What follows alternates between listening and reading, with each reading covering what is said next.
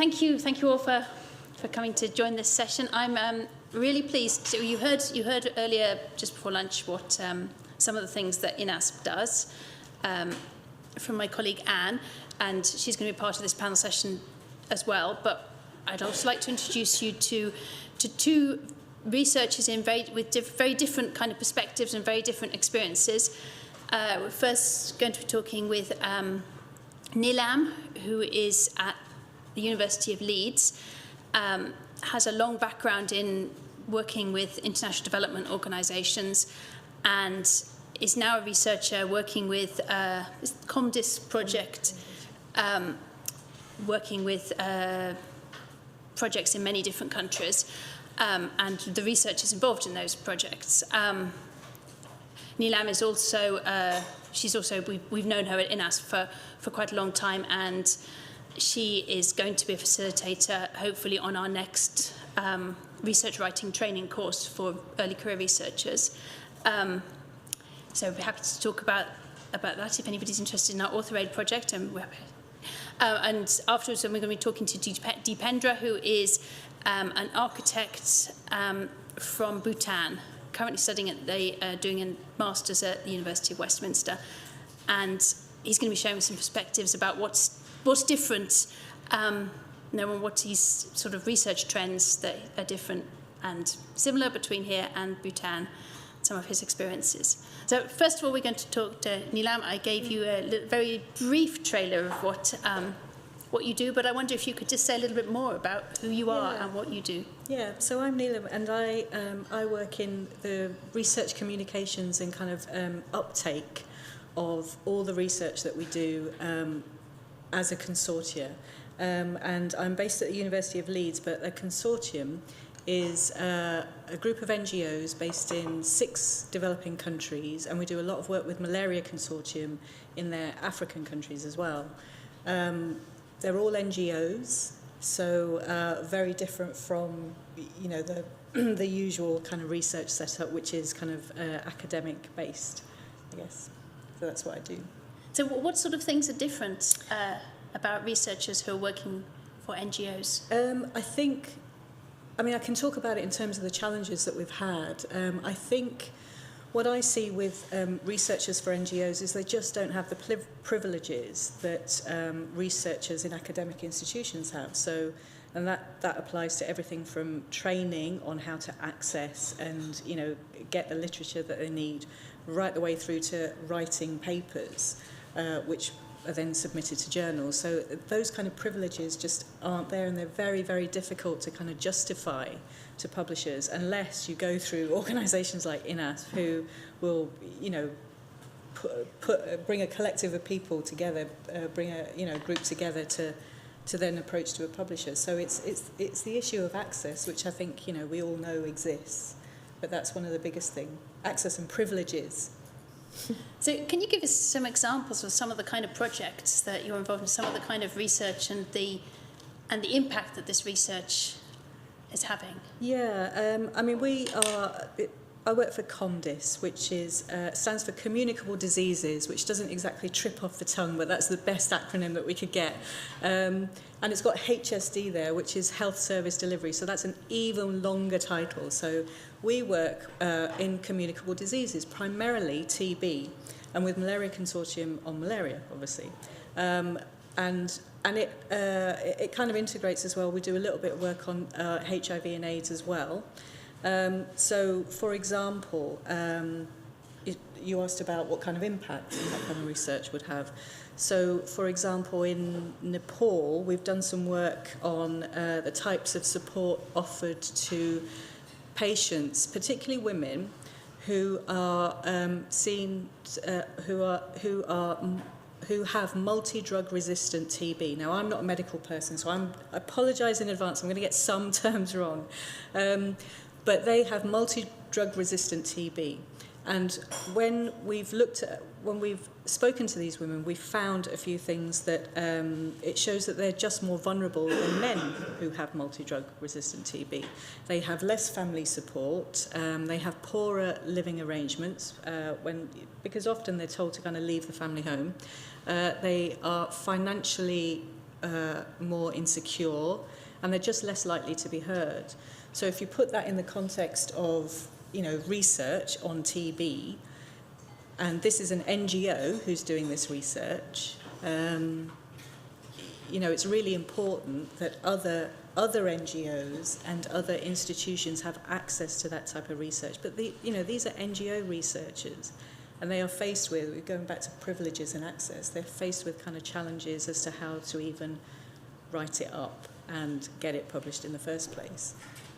So that just gives you a little bit of a flavour of what we have to kind of, you know, some of the hoops we have to jump through maybe. So one of the things that we were chatting about over lunch was about the kind of extra requirements that funders can place, and this is interesting because we straddle two worlds really, the NGO world and the sort of publishing world, and in this context we're talking about funders of development work, not research funders, and they place requirements that are sometimes different. Yeah.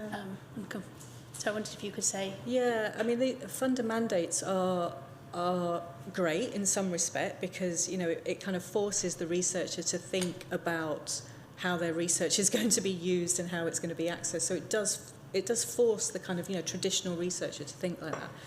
But, I mean, I'll give you the example that we had. We are funded entirely by the Department for International Development, and our programme started in 2011 when there was no mandate by DFID actually for open access, and then halfway through our programme they say we want you to publish in open access journals.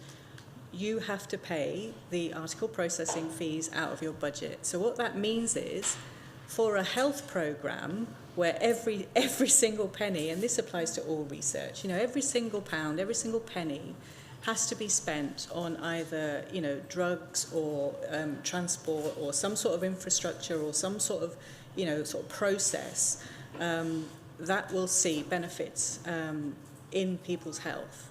When that money then has to be siphoned off into article processing fees, that actually does jeopardise research. So for us, it has been a challenge. It's been a massive bureaucratic challenge. It's been a funding challenge. We just have to find the money, and we've had to make compromises, although I hesitate to use that word. Please don't tweet that we've made compromises. But it means that we've just had to be even more resourceful with how we run the research programme. It was unanticipated, you know, when we first started the programme. It's now compulsory with all new DFID research, but it's just something that we just didn't think about, rightly so. We didn't think about it, you know, when we first started. So are there any other challenges about research communications that you've seen in terms of? Oh, where do I begin? There is, I mean, I think there's challenges for not just researchers in NGOs, but other sections of society, actually. So, for example, in Nepal, we worked with journalists, and I've had the same kind of conversation with journalists in the Philippines as well, who say they want to talk about research that is happening that has a direct effect on the citizens of that country. But when they go, and you know what I'm about to say, when they go and try and access the research, of course they're faced with a paywall. And then that kind of, you know, if you know, the ripples of that are also that once you've got access to that research, how do you then translate it to make it reader friendly, and how do you persuade your newspaper editor that it's actually worth reporting on, and all sorts of things. So it's not, you know, the issue of access isn't really confined to universities, I don't think. So I'm coming at it from an NGO perspective, from, you know, talking to journalists in different countries as well, and as an independent researcher as well, how do I, without the backing of, say, the University of Leeds, access research? So is there something that you know, what next with the work that you're doing? And what next? I mean, I guess one of the I've just thought of another challenge. Sorry, Sean. That's great. I guess one of the challenges is when I try and kind of manage there's a huge amount of information out there on how to access, on what all of you all do in terms of accessing articles, how to navigate payment systems, etc., etc. I just think there's so much out there. It would be really great to have a kind of consistent line. And I think this started to come out with Dan's keynote this morning when he showed, there was one particular slide where he showed the spread of fees between different publishers. And that kind of, I was saying to Sian earlier, that kind of sums up my entire year trying to navigate that spread of fees. And as I'm the person that manages the budgets for the entire consortium for article processing fees. That's really difficult to plan. So I guess what next is I would love to have information from you all on just a consistent piece of kind of advice across all of you. This is what it's going to cost for article processing fees. It would make it easier for NGOs to plan in a way that doesn't compromise their budgets and eat into their budgets in a kind of unanticipated way. And I guess the other thing is I'd love to hear from technologists as well on how NGOs in developing countries can share their research in the most cost-effective way. I'm fully supportive of business models, etc. I understand why, I'm not saying give it all away for free. You are a business after all. But I just think, if technologists and, publishers were to come to people like me and say, this is what we can do for you, use you as a pilot, that would be great as a what next for me. That's great. Well, we will have more time to ask some more questions to Nilam, but I'm just going to now turn to Dipendra and get some insight from him too. I don't know if you've seen in the place we had our coffee and our lunch, we've just published hot off the press a case study about Dipendra's research, and so you can read some more about it. He's just going to give us some kind of highlights about what he does, and also some of the things that you've experienced in this country and in Bhutan as well. So, Dipendra, who are you and what do you do? But before I talk about myself, I would like to thank INASP and the team for having me here. It's a great privilege. That being so far from my country, I never expected that I would be talking to a conference like this. It's been just 3 months since I came from Bhutan to the UK to undertake Masters in Environmental Design and Architecture with one vision in mind, that I wanted it to relate to happiness. And that is what has brought me here, and I'm looking at opportunities and possible synergies that can develop to further take the idea down. So what do you, in this, I think the things we were chatting about before, there are your perspective on research and links with happiness and things are quite different from what may be familiar to many people in this room. As a former chemistry researcher, I was very much, this is chemistry and that's not chemistry. And you bring together a whole range of different ideas in your architectural thing. I wonder if you could explain some more about your perspective. Yeah, it all started with, me attending one of the green growth training programs that I got an opportunity to go to. And then later on, it instilled in me that importance of environment. So there is a phase change that's happening here. Like, first I start with architecture, that's a building environment. Then I get into some kind of exposure into environmental design, into green growth. And later on, I get into more technical things, like when I worked with the European Union as a technical expert, wherein I was looking into sustainability aspects of it. And then I was in these 3 different kind of areas: architecture, environment, sustainability. And then it dawned onto me that as a Bhutanese, we have always believed in the concept of happiness. In a country where we talk about development in the context of gross national happiness, and that was always on the back of my mind. And then I was thinking, how can I bring all of these three different sciences to be one as a holistic one, and then bring it together. And that, with that thing in mind, and then since my ideas were developing, I wanted it to give it a proper channel, and that has brought me here to the UK to see what I can do with it. So what have you found so far in the UK in talking about these different, the bringing together architecture, environmental sustainability and happiness? Have people understood it here? Maybe I have not approached the right people. That may be the reason, because I am to believe that there are people who think differently. That's why the world is so beautiful. We have all these different kind of thoughts that you have, and that makes it a total world. Maybe I have not been able to, but then so far I have not been very lucky enough to actually guide me to draw these linkages and tell me that in my research that I'm developing, that this is going wrong, because it's about totalitarian theory that I have. The other is called a matrix that I'm developing on how you can achieve happiness in built environment. The what is there, what you want to achieve is there, but the how and why, and how you link this together as a matrix to arrive at a solution. So, but then so far, I have not been able to get the right kind of insights into developing it further. So, could you give us an example of what might be a sign of happiness in a built environment? What?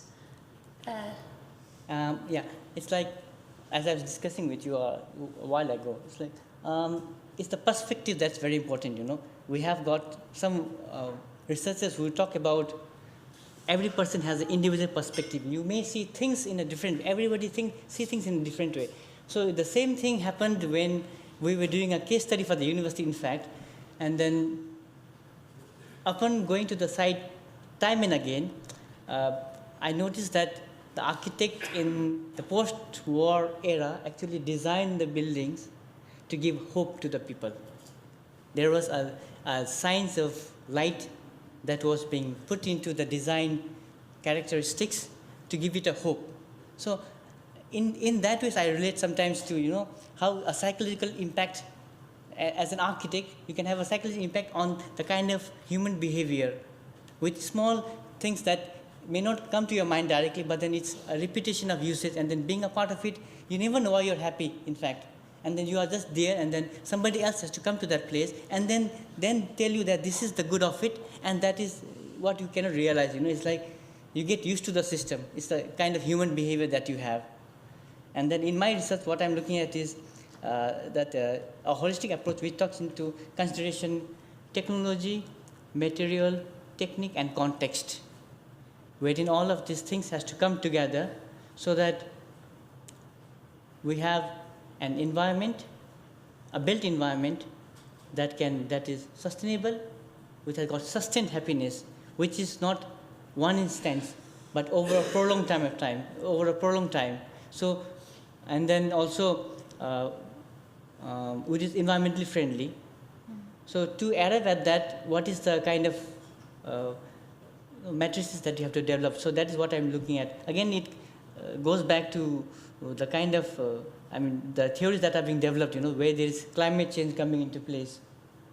Climate change, for the Bhutan perspective, why it is important is we have invested a lot of money in hydropower, and then with climate change, there could be, we never know what's going to happen next to the hydropower. So, and that got me thinking into why not develop alternative energy and then bring it together with the concept of happiness, and then see the total REM theory that I say, to make it as a package. So what are when we're thinking about the kind of things that Neelam was talking about the experiences in different countries, what is it like being a researcher in Bhutan?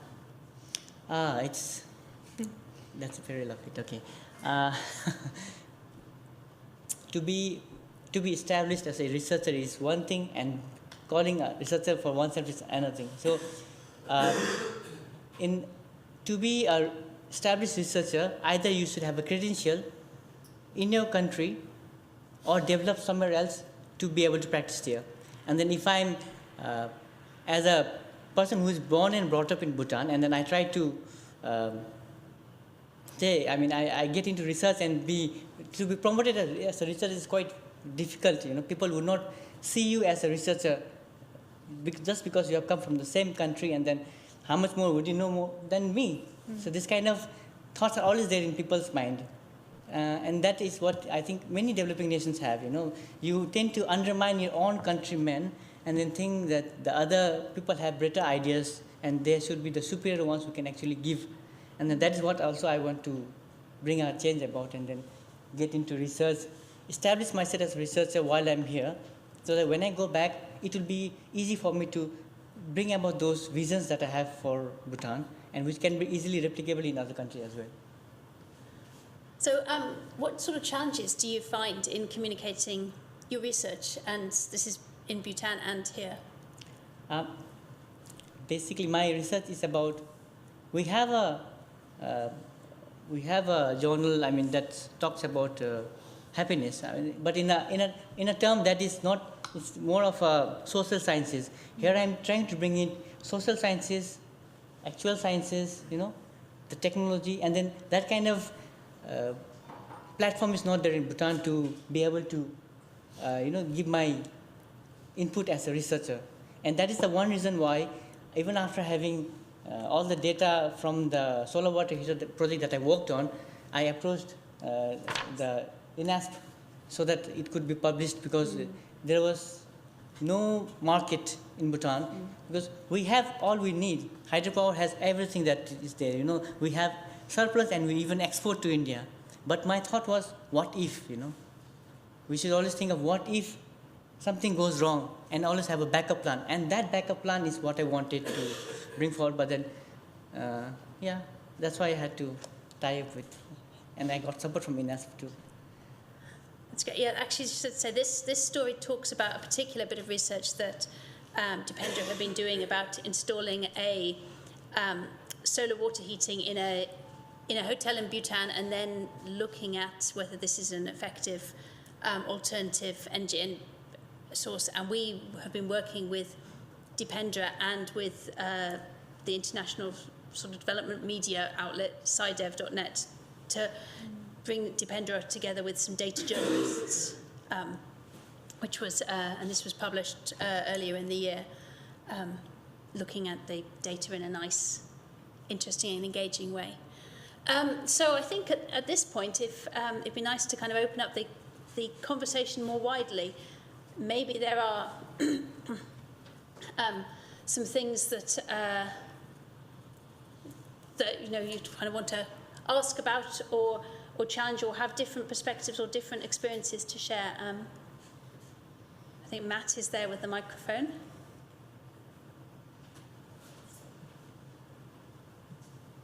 It's a question for Neelam around funding for APCs. There are a number of journals that don't charge an APC that are open access, so they would comply with your funding mandate and at no cost or no APC. Yeah. So, there are. Not all journals offer that, but there are options. Yeah. And we do go through the directory of online journals quite a lot. But I don't know if anyone is familiar with the AuthorAid kind of forum, but it's clear that there are some predatory journals out there, and our researchers have been stung before. And I think we're in a bit of a unique situation because this consortium is led by the University of Leeds. It kind of, we kind of impose a university standard on NGOs, and that has pros and cons. So the researchers at the University of Leeds like the researchers in NGOs to go for high impact journals because it benefits everybody's career. That's not always the best route for the NGOs, but they do it. And so it means that the journals that are absolutely free, some do tend to kind of fall away as options because they just don't have the impact that the authors, that group of authors, want. So it's tricky. It's it's very difficult to persuade sometimes, but I know where you're coming from. Yeah. trying to think. We have at INASP, we've been doing some research into open access experiences of researchers in our wider network, through the AuthorAid project, which is where we work with researchers around the world. And experiences are, I don't have the data to hand, unfortunately, but that we will be publishing it sometime when we finish writing it. The experiences are very mixed about whether people can get APC waivers, whether they can get the waivers on the journals they actually want to publish in, because I think the thing is the patterns are they're not consistent across countries, and they're not consistent across subject areas or journals or publishers. It's not a simple process. Is there any other comments? Well, Phil has a comment, question.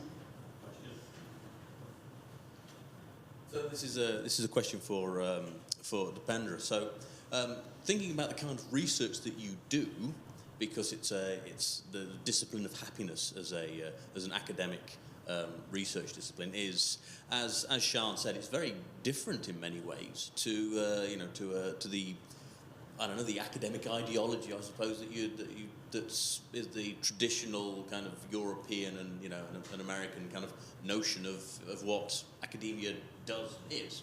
So, do you think that there is opportunities for different types or new types of communication channels? Do you think there is a lack of communication channels for different sorts of research that are new ideas to the global north? And could you speak to that kind of about your experience of communicating your work, and do you have platforms to do that? Being kind of specific on it, it would be from the kind of books that I've read. It seems that there are some pockets of at least published books, which talk about well-being and happiness in a context, but then not in the total area that I'm looking into. And that is the one reason that my idea is kind of it gets diminished, and doesn't get the kind of weightage that I would really want it to happen. Because to me, I think the way we look at a built environment has to change. If we continue to look at built environment just in the environmental context, then we'll have a green bubble like we have of the IT industry. So to avoid that, we have to have theories, and then science should support the theories. It's the theories that come before the science. It's just like the famous the mathematicians who started the concepts of mathematics, in fact, started with theories, and it was not science that time. So that's why it's very important now that we get back into time and think impact of theories. How are theories going to shape our sciences, and how is that going to impact the life of the people? So I think that kind of shift of focus is very important to realize to where I emphasize that we should be moving. It's a very controversial theory, I agree. People would say me that why are you going into happiness? Just get into well-being is something that is being researched in the UK, is what I know. But I think well-being is a part of happiness, and not happiness being part of well-being in my context. Because end of the day, you want to be happy. And then that's what I'm talking about again, is sustained happiness. A happiness that's not from going to a party or, a small entertainment that you're having. But it's like, I call it motherly, That's the mother that is there. So you never get fed up. You never think it's not enough. It's always going to be enough for you. Does that? Does anybody have any kind of comments back on that, and on the challenge of how that might fit in other notions of research? I would really love if I get the opportunity, and then if you can show me an opportunity where I can be a part of a research team who thinks in a similar pattern, may not be in the same pattern, but then we can develop it further, refine it, and develop it as a proper theory that we can say that for the coming century, this may be the way of thinking, the way you think about architecture, the way you think about building design. What's urban design doing? What's urban planning doing? What are the interiors doing to you? How does it reflect to you? How do people interact in a certain space? what does color do to you? There are so many things that are yet to be studied, you know. And then if there's any opportunity that you can say me, that maybe I should tie up with a particular researcher or particular area, it would help me a lot to take it forward and materialize. Because thinking is one thing. You can have great thoughts, but without action, it does not materialize. It has to be action with the thought. Neelam, do you have any thoughts on I suppose interdisciplinary research? So you come from a communications background, and you work with people who are health workers and medical people, and just wondered how it works in whether you say the same kind of challenges The same kind of in communicating things that are very multidisciplinary. Yes. Well, yes and no. I think the challenges in sharing with there are challenges in sharing with outside of the academic community. I think we have a curious thing around something that's just kind of becoming clearer in my kind of foggy head, is this notion of copyright and intellectual property. And this is something that is, I'd like to explore a bit more, which is, we do research in health. Health has to be, by its very nature, very, quite responsive. So researchers are doing work in Ebola and, Zika and all of that.